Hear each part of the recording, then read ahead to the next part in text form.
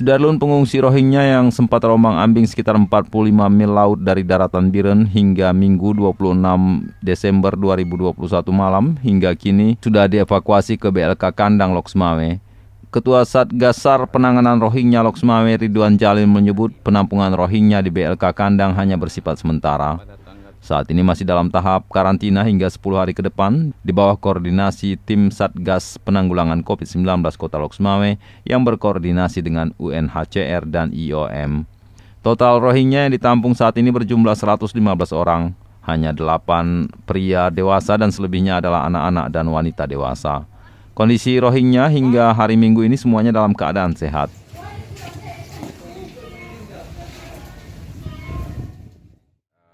Terhadap pengungsi Rohingya yang saat ini berada di BLK Kandang Kota Loksmawe.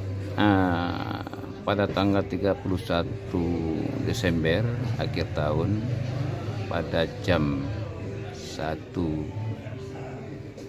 dini hari pada waktu itu pendaratan dilakukan oleh aparat keamanan TNI Polri, Angkatan Laut, Marinir, Basarnas pada waktu itu.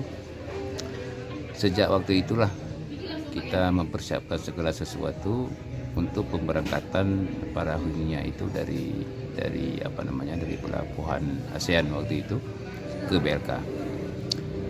Dalam tahapan-tahapan persiapan itu kita juga melakukan tes suhu tubuh dan sebagainya. Setelah itu kita naikkan ke bus. Dari bus langsung kita berangkatkan sampai ke BLK pada jam 2.30 lebih kurang. Kondisi ini hari setelah mereka tiba di BLK, semuanya tahapan-tahapan tes antigen, swab dan sebagainya kita lakukan, pendataan, registrasi dilakukan oleh UNHCR dan pihak imigrasi. Setelah itu baru kita masukkan mereka itu ke sudah kita persiapkan 2 shelter, dua gedung perempuan dan gedung untuk laki-laki. Dari data yang kami terima itu ada sekitar lebih banyak perempuan dan anak perempuan daripada laki-laki. Laki-laki dewasa itu sebanyak sekitar 8 orang, anak laki-laki ada sekitar 6 orang, yang lainnya itu perempuan dewasa dan perempuan anak-anak. Sampai ini hari itu masih kita karantinakan.